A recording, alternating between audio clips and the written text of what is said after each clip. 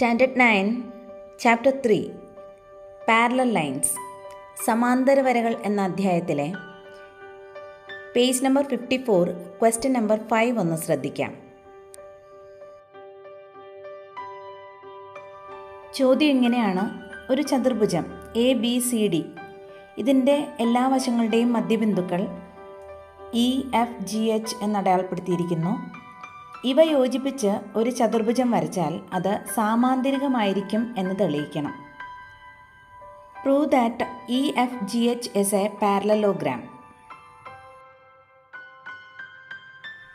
ഏതൊരു ചതുർഭുജം ABCD വരച്ചാലും അതിൻ്റെ മധ്യബിന്ദുക്കൾ യോജിപ്പിച്ച് വരയ്ക്കുന്ന മറ്റൊരു ചതുർഭുജം, ഇവിടെ EFGH എന്ന ചതുർഭുജം, അതിൻ്റെ എതിർവശങ്ങൾ തുല്യമാണെന്ന് കാണാം. അതായത് ഇങ്ങനെയുള്ള ഏതൊരു ചതുർഭുജം വരച്ചാലും അത് സാമാന്തരികമാണെന്ന് മനസ്സിലാക്കാം.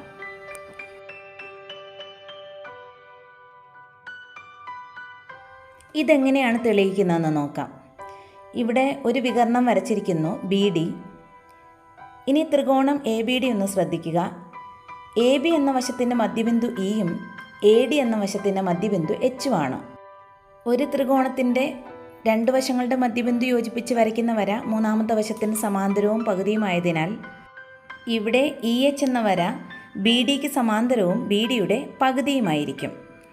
അതുപോലെ തന്നെ ത്രികോണം BDC ഒന്ന് ശ്രദ്ധിച്ചാൽ F BCയുടെ മധ്യബിന്ദുവും G CDയുടെ മധ്യബിന്ദുവാണ്. അവ യോജിപ്പിച്ച് വരയ്ക്കുന്ന വര FG BDക്ക് സമാന്തരവും BDയുടെ പകുതിയുമായിരിക്കും. അതാണ് ഇക്വേഷൻ 2. ഈ രണ്ട് ഇക്വേഷനും പരിഗണിച്ചാൽ EHഉം FGയും BD എന്ന വരയുടെ സമാന്തര വരകളായതുകൊണ്ട് അവ പരസ്പരം സമാന്തരവുമായിരിക്കും. EHഉം FGയും BD എന്ന വരയുടെ പകുതി ആയതിനാൽ അവ പരസ്പരം തുല്യവുമായിരിക്കും. ഇവിടെ ചതുർഭുജം EFGHൻ്റെ ഒരു ജോഡി എതിർവശങ്ങൾ സമാന്തരവും തുല്യവുമായി. അതിനാൽ EFGH ഒരു സാമാന്തരികം ആയിരിക്കും.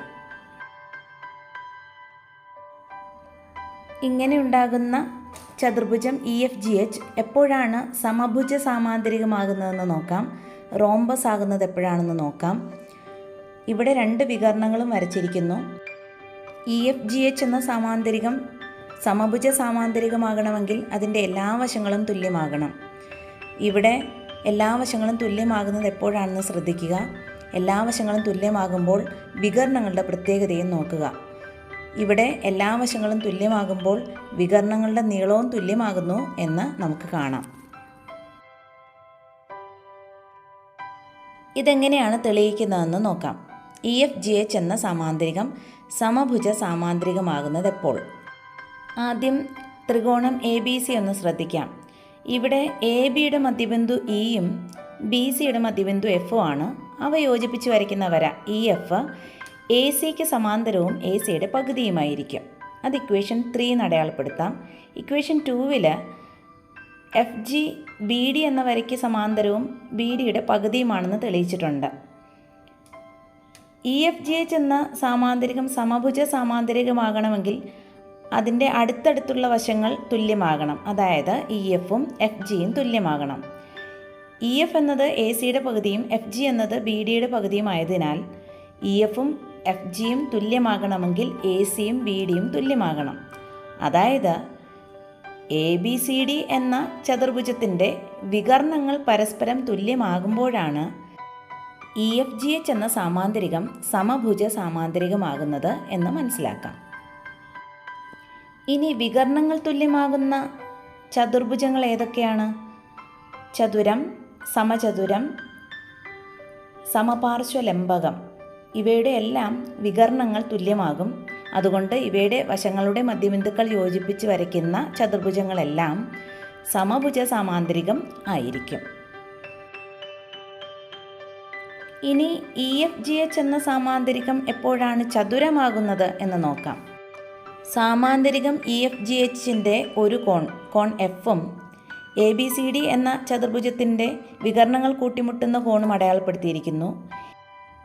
ഈ രണ്ട് കോണുകളും എങ്ങനെയാണ് മാറുന്നതെന്ന് ശ്രദ്ധിക്കുക. രണ്ടും ഒരുപോലെയാണ് മാറുന്നതെന്ന് നമുക്ക് മനസ്സിലാക്കാം.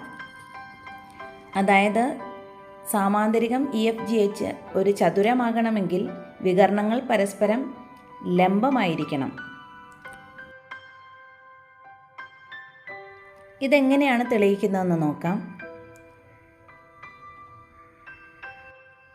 ഇക്വേഷൻ 2 നമ്മൾ കണ്ടിരുന്നു എഫ് ജിയും ബി ഡിയും സമാന്തര വരകളാണ്. അതുകൊണ്ട് തന്നെ ആംഗിൾ എ എം ഡിയും എം എൻ ജിയും തുല്യമായിരിക്കും, കറസ്പോണ്ടിങ് ആംഗിൾസ്. അതുപോലെ ഇ എഫും എ സിയും സമാന്തര വരകളാണെന്ന് ഇക്വേഷൻ 3 നമ്മൾ കണ്ടിരുന്നു. അതിനാൽ ഇ എഫ് എൻ എന്ന കോണും എം എൻ ജി എന്ന കോണും തുല്യമായിരിക്കും. ഈ രണ്ട് സമവാക്യങ്ങളിൽ നിന്നും angle E F N equal to angle A M D എന്ന് കാണാം. സാമാന്തരികം ഇ എഫ് ജി എച്ച് ഒരു ചതുരമാകുന്നത് ഏതെങ്കിലും ഒരു കോൺ 90 ഡിഗ്രി ആകുമ്പോഴാണ്. ഇവിടെ angle E F N 90 degree ആകുന്നത് എപ്പോഴെന്ന് നോക്കാം. അത് angle A M D 90 degree ആകുമ്പോഴാണ്, അല്ലേ? ആംഗിൾ എ എം ഡി എന്നത് ചതുർഭുജം എ ബി സി ഡിയുടെ വികർണങ്ങൾക്കിടയിലുള്ള കോണാണ്. അത് 90 ഡിഗ്രി ആവുക എന്നാൽ എ ബി സി ഡി എന്ന ചതുർഭുജത്തിൻ്റെ വികർണങ്ങൾ പരസ്പരം ലംബമാവുക എന്നാണ് അർത്ഥം. ഇ എഫ് ജി എച്ച് എന്ന സാമാന്തരികം ചതുരമാകുമ്പോൾ വികർണങ്ങൾ പരസ്പരം ലംബമായിരിക്കും.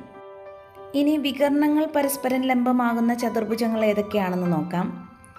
സമഭുജ സാമാന്തരികം റോംബസ്, സമചതുരം സ്ക്വയർ, കൈറ്റ്, പിന്നെ വികർണങ്ങൾ പരസ്പരം ലംബമായ മറ്റ് ചതുർഭുജങ്ങൾ. ഇവയുടെ എല്ലാം മധ്യബിന്ദുക്കൾ, വശങ്ങളുടെ മധ്യബിന്ദുക്കൾ യോജിപ്പിച്ച് ചതുർഭുജം നിർമ്മിച്ചാൽ അതൊരു ചതുരമായിരിക്കും. ഇനി ഇ എഫ് ജി എച്ച് എന്ന സാമാന്തരികം സമചതുരമാകുന്നത് എപ്പോഴെന്ന് നോക്കാം.